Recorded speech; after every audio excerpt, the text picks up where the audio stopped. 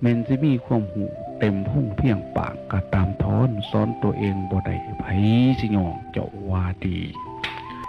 แม่สิเรียนจบด็อกเตอร์มาแล้วก็บ่ฮู้จักสิ่งที่สิเป็นประโยชน์เฮ็ดให้เป็นประโยชน์พ่อประโยชน์แม่ประโยชน์บ้านประโยชน์เมืองประโยชน์ตนบ่ได้แต่การสร้างโทษสร้างกรรมพ่อเหตุนั้นการเห็นมาหลายๆบางทีก็ลืมจนบ่เชื่อว่าบาปมีบุญมีนรกมีสวรรค์มีศาสนามีศาสตร์กรมีบ่อเสือ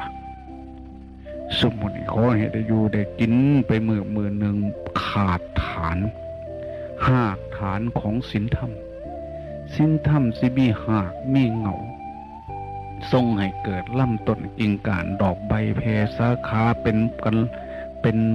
ม่านดาของกัลยาณธรรมเป็นหัวหน้าของความดีทั้งหลายคือความเชื่อว่าบาปมีบุญมีนรกมีสวรรค์มีศาสนีศาสตร์กรศาสนามีการเฮ็ดดีเฮ็ดชั่วมีผล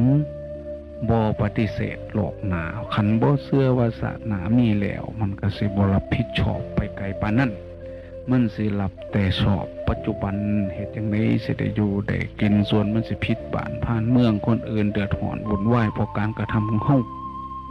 มันสิบ่มีพระพุทธเจ้าจึงบอกว่านัตถิปาปังอาการิยังบ่ทำบาปทำชั่วบ่มีคนซุ่มนี่คันเชื่อว่าเจ้าของหูบ่สุอันสุแนว